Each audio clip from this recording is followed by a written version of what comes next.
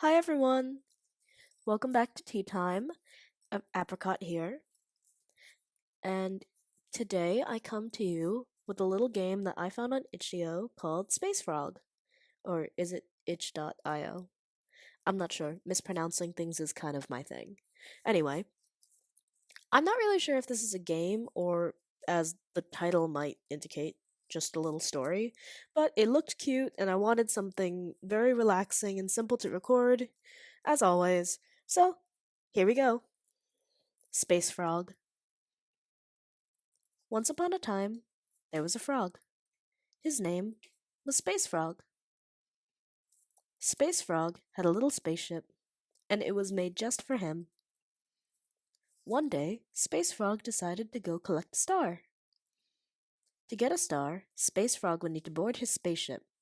However, he could only bring one thing with him in his satchel, since both the ship and his satchel were not very big. Space Frog looked around to see what he could bring. What did he put in his satchel? I think he needs space food, personally. Oh, because you don't need money in space, right? Like, if you find something in space, it's free. Like, there's no such thing as space taxes or the space economy, as far as I'm concerned. I could be wrong.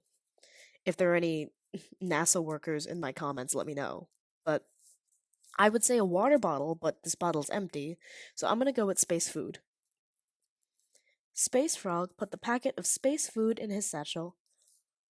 Oh, it's a little Neapolitan ice cream bar. Have any of you ever had those little astronaut ice creams? I used to be obsessed with those as a kid.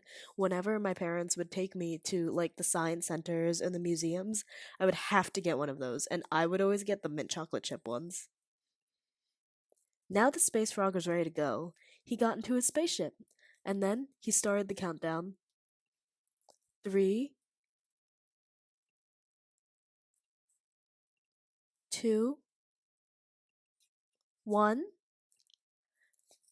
Blast off! Oh, look at him with his little spaceship. The spaceship flew up, up, and away into the sky. It went over the mountains, past the moon, and farther than most frogs could ever dream of going.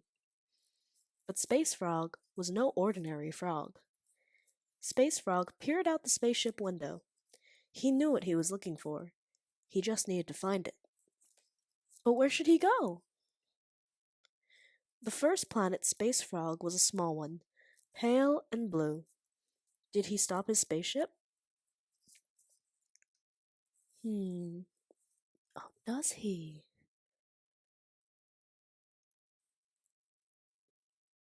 I don't think he does. The second planet that Space Frog saw was a big one, bright and red. Did he stop his spaceship?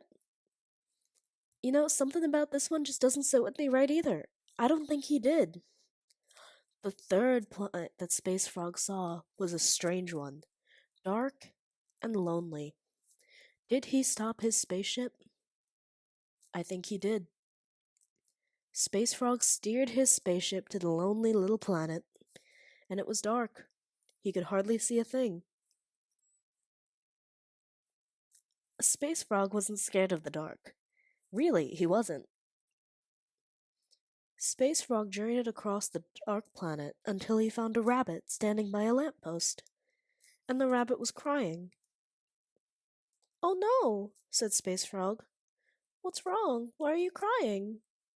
Was there anything he could do to cheer up the rabbit? I think we should offer him some space food. Space Frog unwrapped the space food and stuck it out towards the rabbit. Here, you might feel better if you eat something, said Space Frog. The rabbit looked from the space food, to Space Frog, to the space food again. I'm good. Thank you, replied the rabbit, who was still crying.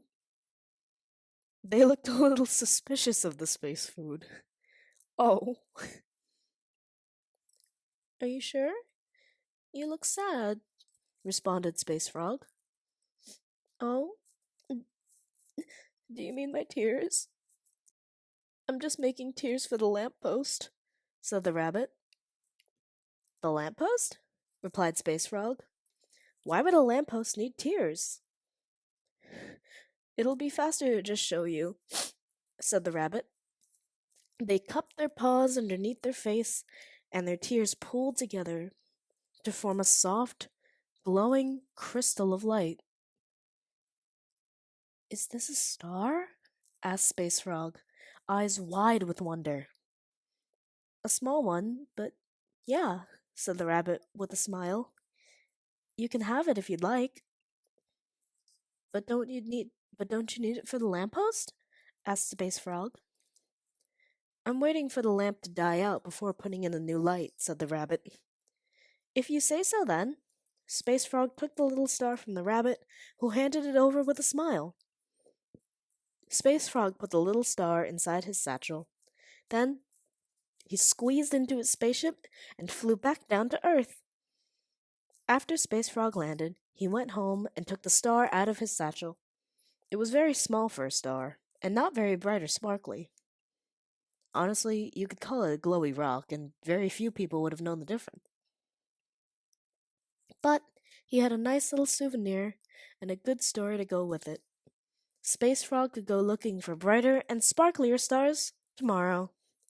The end. Aww, oh, that was adorable. Aw, I loved that. Well, you know what? This was a 6-minute video. I I said I wanted something short and sweet, lighthearted to play through, and I got it.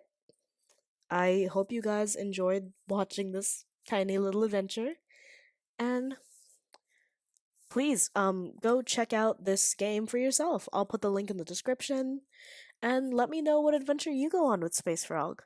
I wonder what the other two planets would have given us, and I wonder what would have happened if we chose something different than the space food to bring with us. I'd love to read it again, but that's all the time I have for tonight, so thank you again for joining me for tea time. I'm so happy to have read you this little story, and I will see you soon. Bye!